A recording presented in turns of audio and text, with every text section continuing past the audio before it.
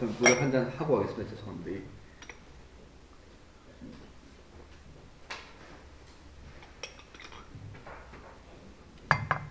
생각보다 물이 맛있습니다. 예, 맛있고. 이 시간 예배를 드리는 모든 성도님들에게 한량없는 하나님의 은혜와 사랑과 위로가 함께 하시기를 바랍니다. 국민일보가요, 올해 9월 21일에 소위 한국에는 6개 장로 교단으로부터 입수한 최근 3년간 코로나 기간 3년의 통계들을 분석한 결과 이 코로나 팬데믹 기간 동안에 장로 교단 신자 한 55만 명이 사실은 줄어들었다고 합니다. 55만 명이면요, 저희 교단 전체 숫자보다 많습니다. 저희 교단 전체 숫자가 41만 명이 좀 넘는데 교단 하나가 사라진 것입니다. 수치상으로 따지면 하루에 747명의 신자들이 교회 울타리를 빠져나갔다고 발표했습니다. 3년인데 3년 안에 벌어진 일입니다. 교단 돌려보면 예단 통합 같은 경우가 한 14만, 한 15만 정도, 예단 합동 같은 경우가 한 26만 정도가 빠져나갔습니다. 저희가 섬기고 있는 저희 고신측은 한 2만 한 3천 명 정도가 줄어들었다고 합니다. 그런데 이런 여러 가지 또 부서 가운데 저희 교단의 주일학교는 40%가 감소됐습니다. 3년밖에 안 되는데 주일학교가 40%가 사라졌어요. 그래서 이 통계를 쭉 보면서 주목했던 것이 뭐냐면, 하나님의 말씀을 좀 강조하는 그 교단, 말씀 중심의 교단은 그나마 성도의 감소폭이 좀 적었다는 것들을 사실 발견했습니다. 그래서 각 교단에서 코로나 이후를 대비해서 여러 대안들을 내놓았는데, 공통적인 대안이 무엇이냐면 하나님 말씀 중심으로 돌아가는 것이 공통적인 대안이라고 들었습니다. 그리고 올해 3월인가요? 오픈도어에서 전 세계 박해를 받는 기독교인이 3억 6천만 명이라고 그렇게 보고를 했습니다. 특히 코로나 기간 동안에 14.3%가 더 증가되어서 전 세계 예수 믿는 것 때문에 박해받는 인구 숫자가 3억 6천만 명이라는 거죠. 1위가 아프간이었고요. 2위가 북한이었습니다. 그래서 전 세계 기독교인 7명 중에 1명이 박해를 받고 있는 것이고, 역대 최고 수준이라는 얘기를 들었습니다. 이렇게 우리가 예수님을 믿고 따라가는 것이 점점 더 힘들어지고 있는 시대에 살고 있습니다. 또 믿는 신자들이 점점 줄어들고 있는 이 시대에 오늘 본문의 히브리서를 읽는 독자들에게 주셨던 이 축복의 말씀을 생각하는 것은 의미가 있다고 생각합니다. 제가 성경 통독 90일을 하는데, 그죠? 이번 주 마지막 주간을 읽으면서 와닿은 말씀이기도 합니다. 여러분 알다시피 히브리서의 독자들은 예수님을 믿는 것 때문에 핍박과 현실적인 궁핍과 어려움을 겪고 있었습니다. 그런 그들에게 히브리서 기자가요, 긴 설교 같은 내용들을 말씀을 하고 난 이후에 마지막으로 축복함으로 히브리서를 마치고 있습니다. 그래서 우리가 이 축복의 말씀을 통하여서 축복을 주시는 하나님이 어떤 분이시고 그들에게 축복하시는 내용을 살펴보므로 오늘 이 시대를 살아가고 있는, 예수 믿기가 점점 힘들어지고 더 어려워지는 이 시대를 살아가고 있는 저와 여러분들도 하나님이 주시는 축복을 믿음으로 어떤 상황에서도 흔들리지 않고 믿음으로 살게 되기를 바랍니다. 일단 먼저 우리에게 축복을 주시는 하나님이 평강의 하나님이 되시기 위해서 하신 일이 무엇인지, 대가를 지불하신 일이 무엇인지를 먼저 살펴보고 있는데요. 첫째가 뭐냐면 그걸 두 가지만 생각할 것입니다. 우리의 구원을 위해서 예수님을 십자가에 죽이시고 부활시키심으로 엄청난 대가를 지불하시고 평강의 하나님이 되셨음을 기억해야 합니다. 하나님께서 평강의 하나님이 되신 거 그냥 되신 게 아니고 엄청난 대가를 지불하신 것입니다. 그 대가가 무엇이냐면 예수님을 십자가에 죽으시고 부활시킴으로 평강의 하나님이 되셨음을 기억하셔야 됩니다.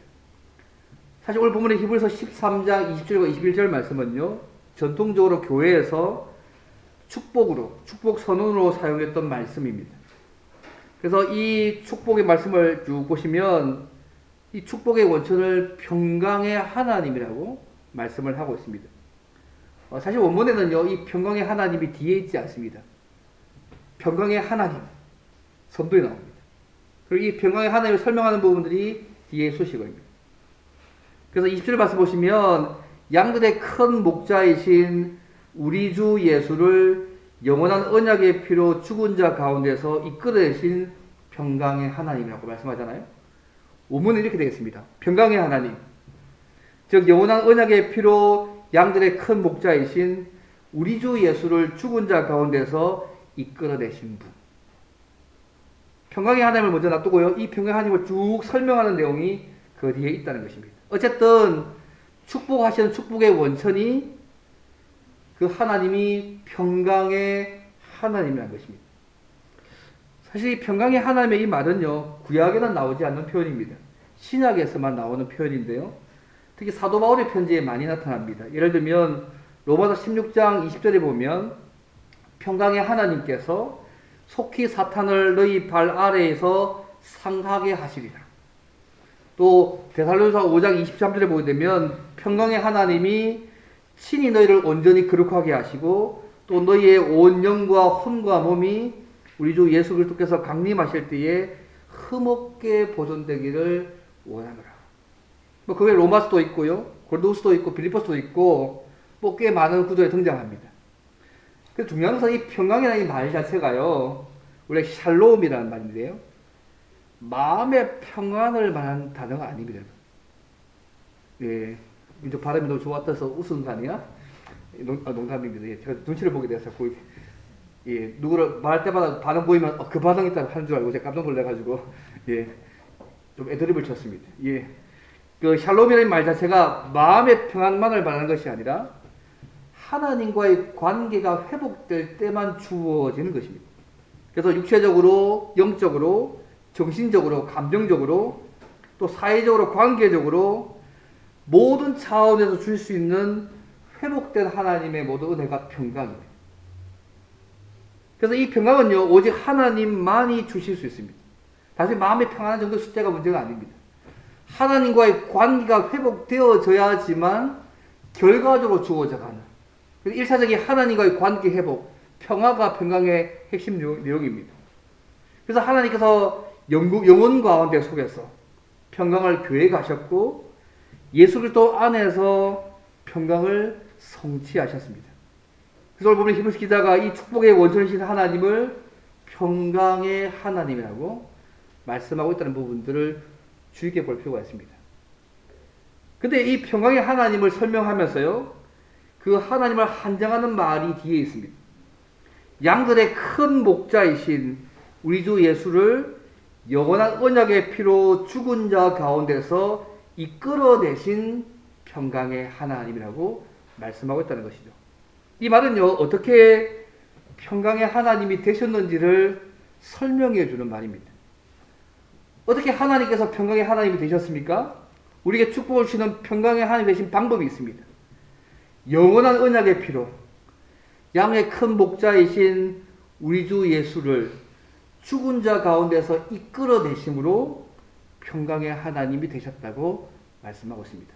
쉽게 말씀드려서 우리의 구원을 위해서 예수님을 십자가에 죽게 하시고 부활시킴으로 평강의 하나님이 되셨다고 말씀하고 있다는 것입니다.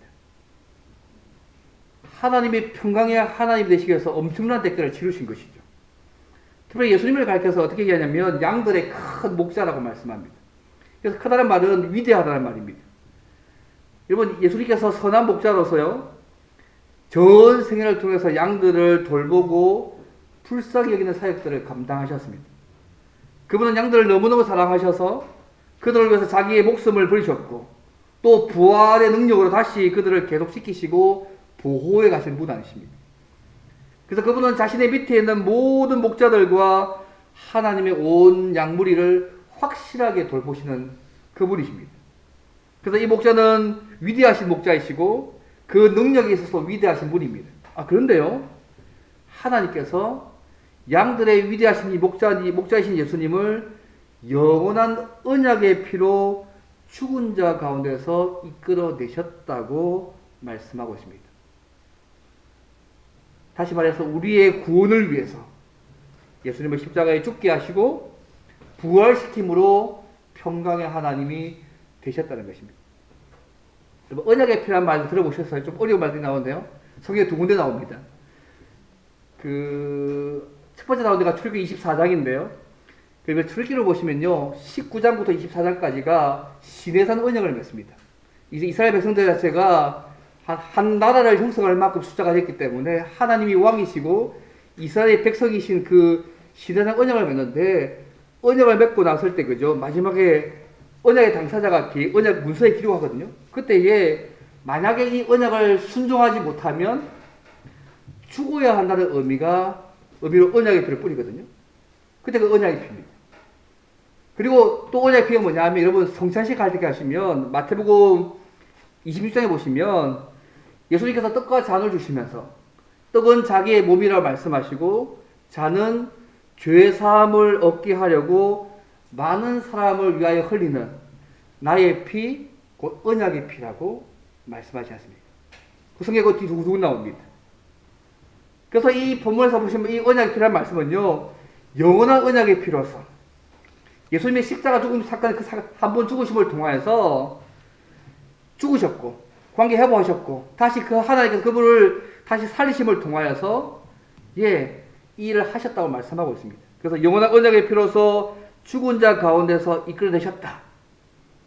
우리가 언약을 이행하지 못해가지고 우리가 지은 죄 때문에 하나님의 저주를 받아야 되는데, 우리 모든 죄의 죄값으로 예수님을 십자가에 죽게 하셨지만 그 하나님께서 부활하게 하셨다는 것입니다. 이때는 우리가 죄 용서함을 받았고 하나님과 교제한 생명을 얻게 하셨다는 것입니다. 바로 이 사건 때문에 하나님이 우리의 평화의 하나님, 평강의 하나님이 되셨습니다. 여러분, 하나님은요, 이런 엄청난 대가를 지불하시고 우리를 축복하는 평강의 왕이 되셨음을 여러분 기억하실 필요가 있습니다. 우리를 구원해서 영원토록 하나님과 교제하는 생명을 주시기 위해서 영원한 언약의 피로서 죽은 자 가운데서 예수님을 이끌으신 그 하나님, 위대하시고 놀라운 능력을 가지고 계신 분이십니다. 하나님은 죽은 자를 무덤에서 끌어낼 만큼 능력이 있는 분이십니다. 우리와 영원한 언약 관계를 유지해서 영원토록 하나님과 교제하며 행복한 삶을 살 수 있도록 우리를 대신하여서 죄의 대가를 지신 사랑이 마신 그분이 우리 하나님이십니다. 하나님 당신이 친히 육신의 몸을 입으시고 이 땅에 오셔서 우리를 구속하기 위해서 목숨을 주시기까지 우리를 사랑하신 분이 그 하나님이십니다.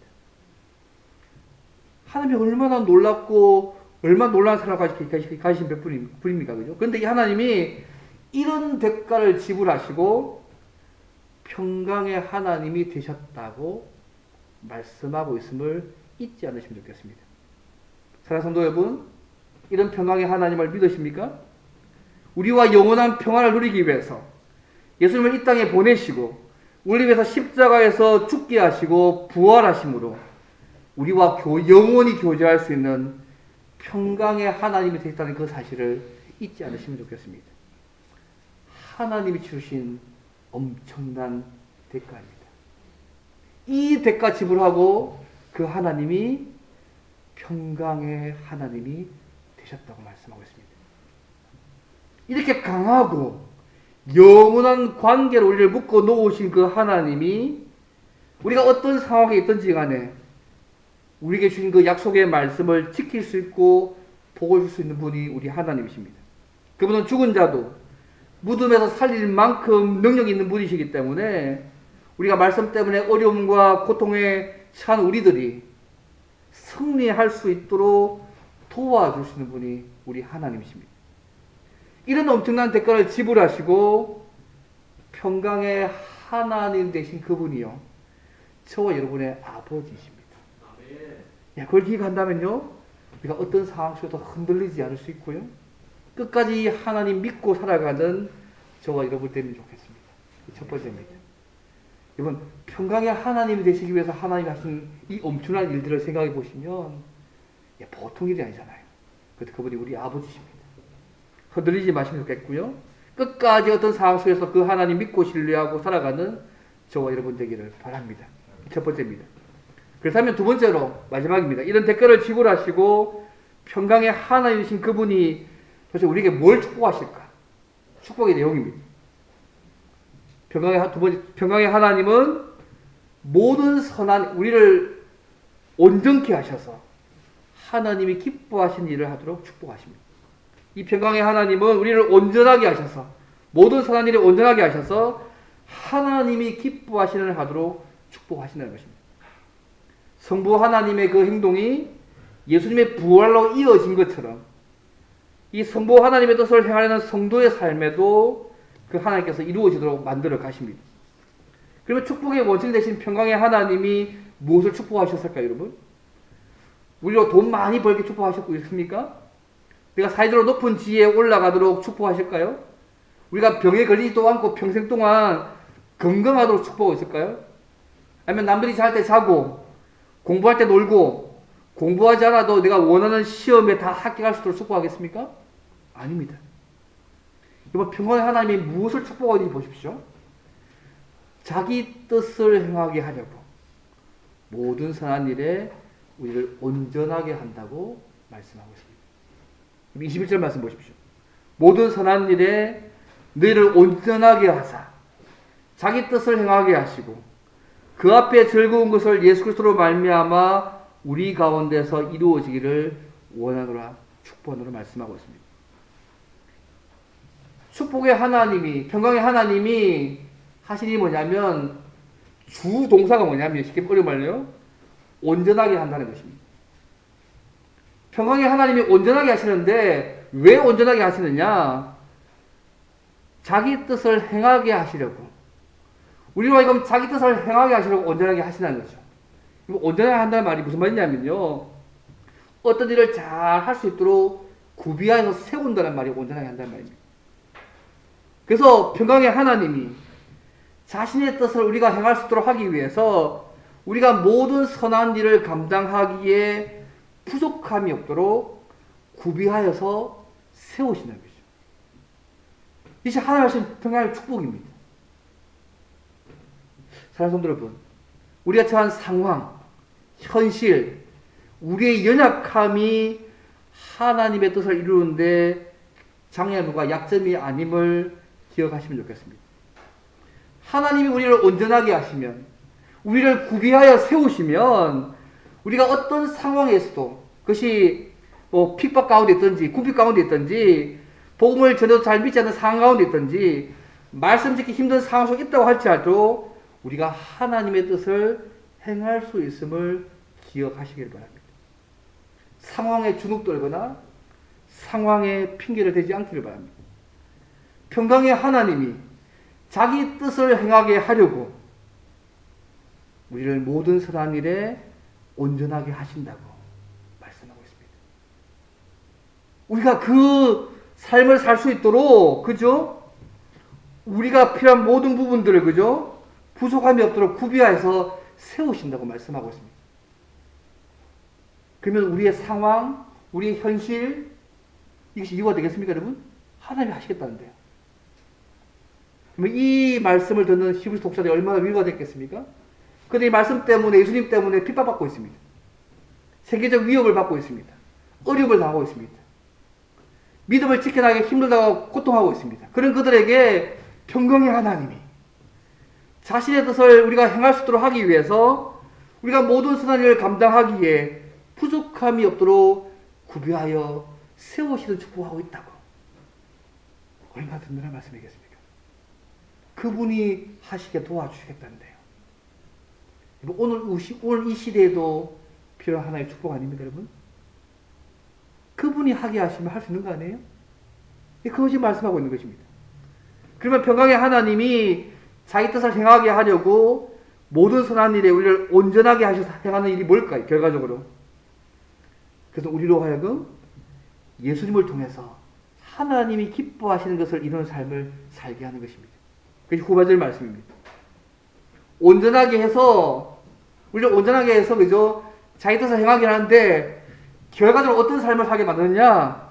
그 앞에 있는 즐거운 것을 소위 하나님이 기뻐하시는 것을 예수 그리스도로 말미암아서 우리 가운데 이루시기를 원한다고 축복한다고 말씀하고 있는 것입니다. 하나님 뜻을 행하게 하시려고 모든 선한 일을 감당하기에 부족함이 없도록 우리를 구비하고 세우셔서 그 다음 일이 뭐냐면 우리로 하여금 예수님을 통해서 하나님이 기뻐하시는 것을 이루는 삶을 살게 하신다는 것입니다. 얼마나 멋집니까 여러분? 그럼 평강의 하나님 주시는 축복이 뭘까요? 저는 이 말씀이 이번 주간에 통독하면서요 확 다가오더라고요. 핍박받고 있는 히브리 교인들에게 주님을 바라보라 쭉 말씀하면서 믿음의 선배를 바라보라 말씀하면서 제일 마지막으로 이 평강의 하나님이 하시는 이 축복의 내용을 좀 실현하고 있는 거예요. 하나님의 뜻을 행하게 하시려고 모든 선한 일을 감당하기에 부족함이 없도록 우리를 구비하여 세우셔서 그 앞에 있는 즐거운 것 하나님이 기뻐하시는 것을 이루게 하는 것. 그것이 평강의 하나님 주시는 축복입니다. 사랑하는 여러분, 이것을 축복이라고 생각하십니까?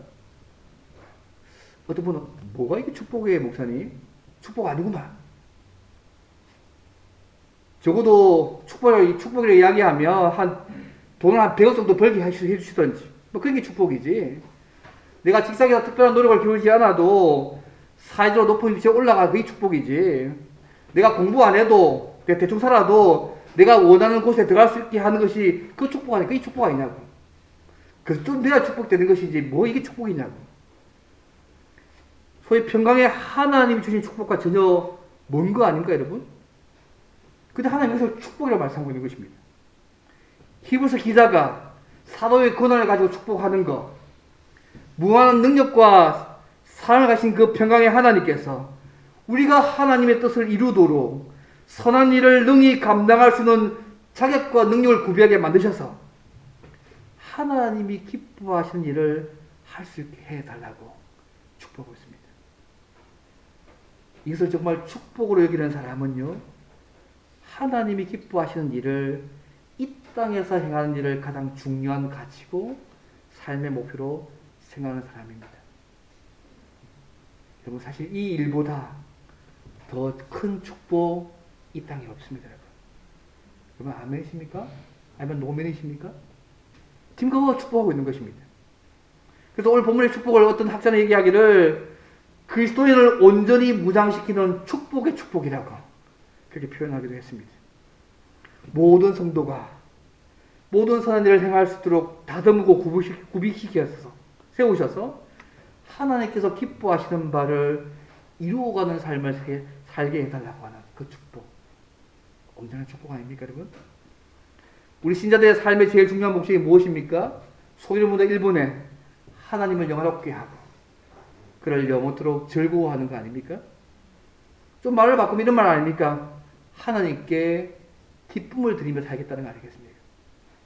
이 CCM 가사 가운데 이런 찬양 있지 않습니까? 저도 좋아하는 찬양인데 나 주님의 기쁨 되기 원하네. 내 마음을 새롭게 하소서.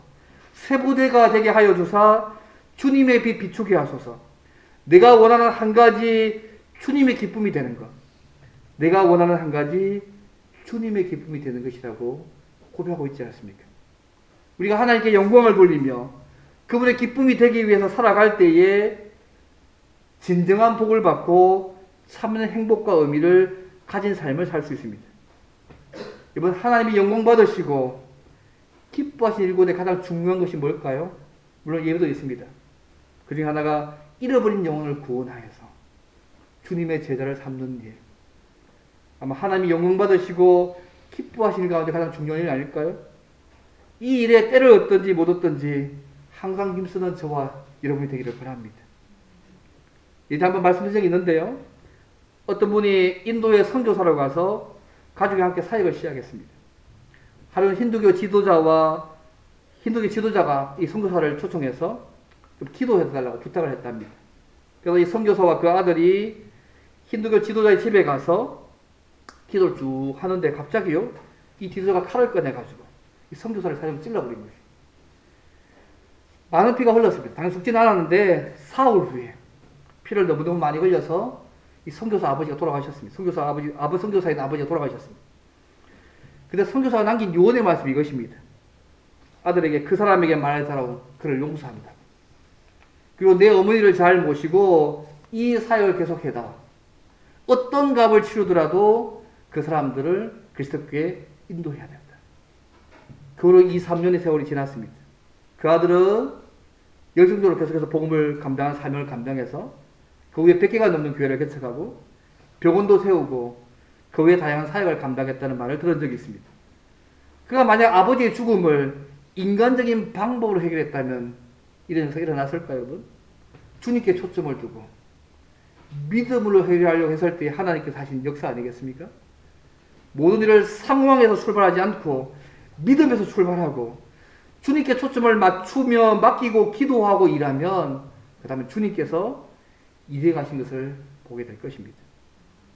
성경에 여러 곳에서 이렇게 말씀합니다. 우리는 하나님의 선한 목적을 성취하기 위해서 시험을 받았다. 예배서 2장 10절에 이런 말씀하지 않습니까? 우리는 그가 만드신 바라 그리스도 예수 안에서 선한 일을 위하여 지으심을 받은 자니 이 일은 하나님이 전에 예비하사 우리로 그 가운데서 행하게 하려 하심이라고 말씀합니다. 그리고 이 목적을 성취하기 위해서 하나님이 소원을 두고 행하게 하신다고 말씀하지 않습니까? 빌립보서 2장 13절 말씀입니다. 너희 안에서 행하시는 이는 하나님이시니 자기의 기쁘신 뜻을 위하여 너희에게 소원을 두고 행하게 하신다고 말씀하고 있습니다. 뭐 이런 말씀을 쭉 볼 때요, 이 지금 히브리서 기자가 사도적인 권위를 가지고서 마지막에 축복하는 이 말씀, 정말로 의미가 있는 말씀이라고 생각하지 않습니까? 하나님의 뜻을 행하며 하나님께서 기뻐하시는 일을 행하기에 준비된 사람이 되도록 축복하는 것, 이것 먹고 더 큰 축복이 어디 있겠습니까? 이 축복은요, 평강의 하나님께서 일을 잘 할 수 있도록 축복하는 것이기 때문에 이 축복을 아멘으로 믿음으로 응답하며 받아들일 때에 이 일을 행할 수 있도록 평강의 하나님께서 때론 필요한 힘도 주시고 능력도 주시고 자원도 주시고 사람도 주시고 도와가시고 인도해 가시는 은혜들을 경험하게 하시는 것입니다. 여러분, 이런 축복의 내용을 보실 때요, 우리가 늘 제가 예배 마실 때마다 민수기도 하고 그리고 14절 15절 말씀하지 않습니까? 14절 13절 말씀 기억하세요?